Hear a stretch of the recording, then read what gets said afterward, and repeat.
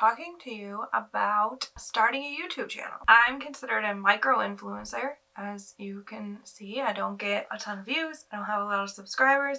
I am still an influencer because if you influence one person, it makes you an influencer. I'm very grateful for the subscribers and the views that I do have. That is not what this is about.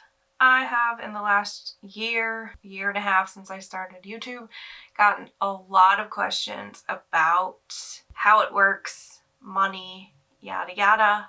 I want to talk about what it's like starting out, what to expect, how it actually works, because when I was starting YouTube, I could only find videos from large channels talking about how to get your first 10,000 subscribers, how to get this, that, and the other, which isn't really helpful when you're starting from zero.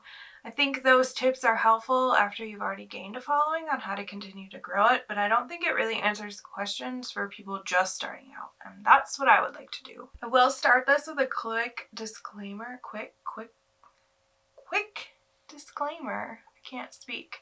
This isn't to discourage anyone from doing YouTube. I think every person who wants to start YouTube definitely should. There's room for everyone. We all have different things to offer. I just want people to know exactly what they're getting into because it's a lot of time and sometimes money that you don't want to waste if it's not really for you. And some hobbies you have to try before you realize you don't like it, but I think YouTube is one to where you don't have to invest any money to try it, but you should know what you're getting into. Fact number 1, there's no money earned, only money spent. Now, you can do this without spending any money. You can use your smartphone. Smartphones have great cameras. You can use natural light from a window or film outside. You can use the free editing software either on your phone or if you have a computer. There's programs for that. So you can start YouTube without spending a single penny, which is nice, especially if you just want to try it out. However, if you do find that you want to do this seriously, you do have to spend some money. Like any hobby, you have to invest in the beginning and there won't really be any return. Like, please don't put yourself into debt buying a high-end camera, the lights, or whatever. Just try it for free first. I started with blogging before I went to YouTube and decided this was a better fit for me. So I invested in some things because I was in the position to do so. But please don't do it if you don't have the funds. You don't have to. People will still watch your stuff and it will still be good. Tip number 2, you need to enjoy what you're doing. When you're starting YouTube, you're making videos for you. You don't know that anyone else is going to watch these videos, and people are more likely to watch your videos if you're enjoying the content that you're making.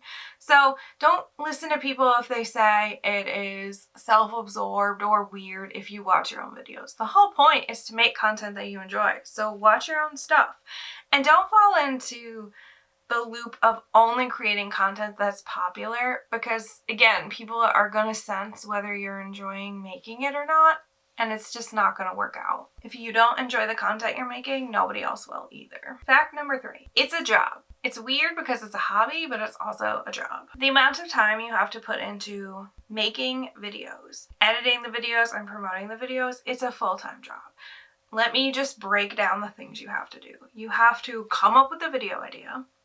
You have to write a script because trust me, if you don't write an outline of what you're going to say, your video is going to be a monster to edit, and it's also going to be difficult to film.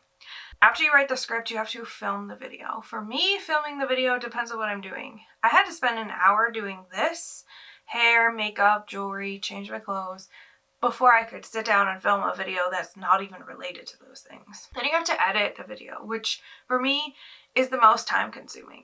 I've gotten it down pretty quick to where I know all the settings and how to do it fairly quickly, but it still takes quite a bit of time, and I don't think people realize that.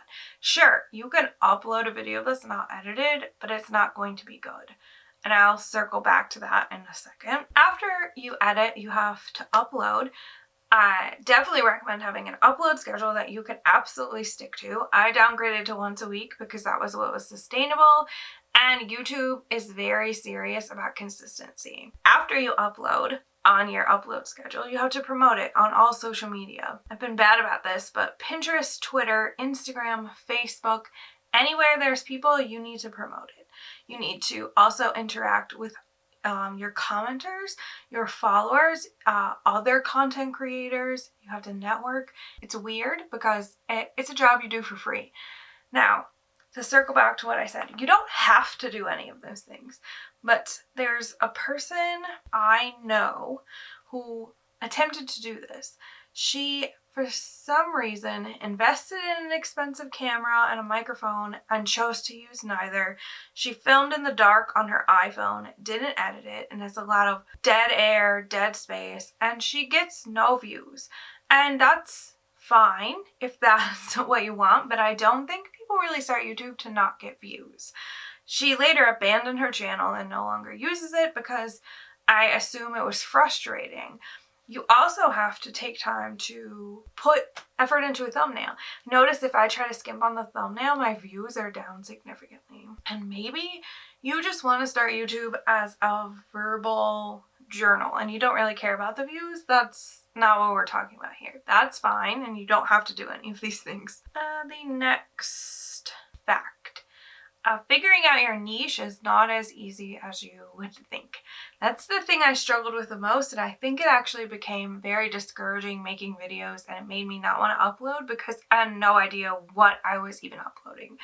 I thought I was going to have just a makeup channel, but then I realized to have a strict makeup channel, I either had to be a lot better at makeup than I am, or constantly buy things to review them, and I didn't want that. I don't want my channel to be about consuming things strictly, so I really had to narrow it down.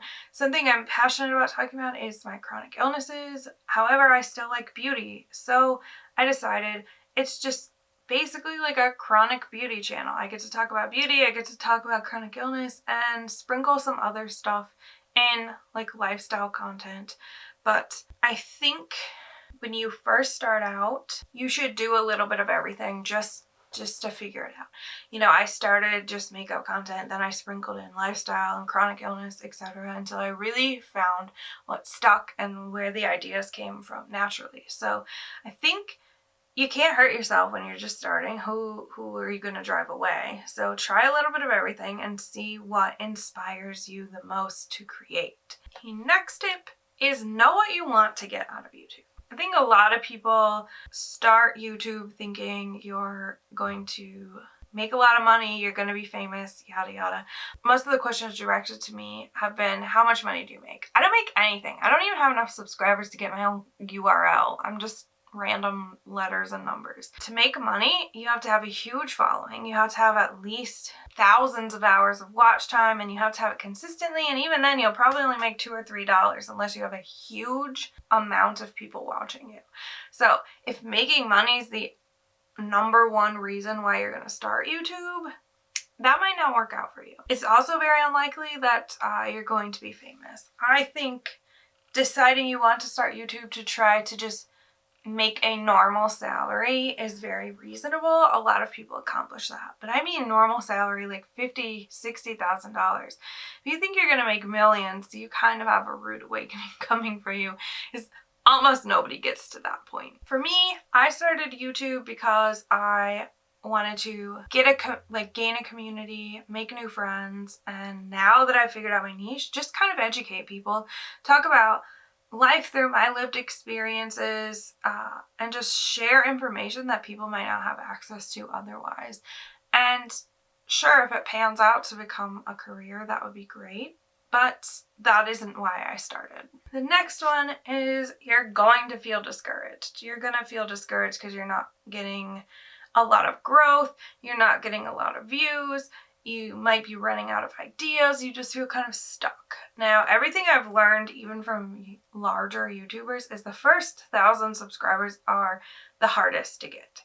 I've been stuck in the 30s for a year now, and it is discouraging. You're going to want to quit. You're going to ask yourself, why am I doing this? Who do I think I am? But the point is to just stay consistent. The problem is YouTube's algorithm doesn't push small channels.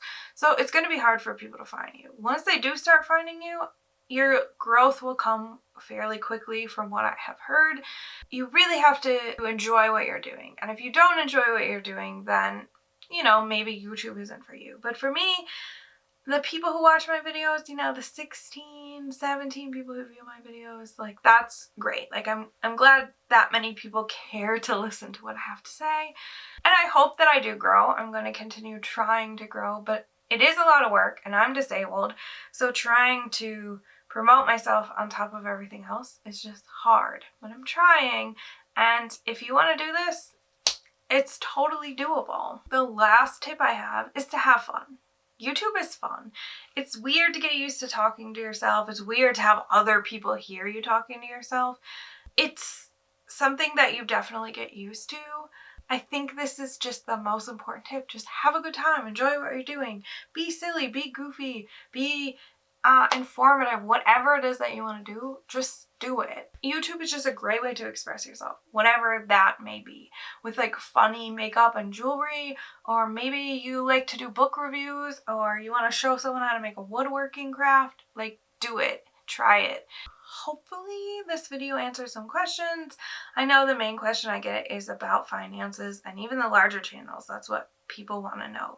But I hate to break it to you, I'm too small and you'll be too small to make money for a while. So no harm in it being a side hustle that you work on, but you definitely don't make money at my size.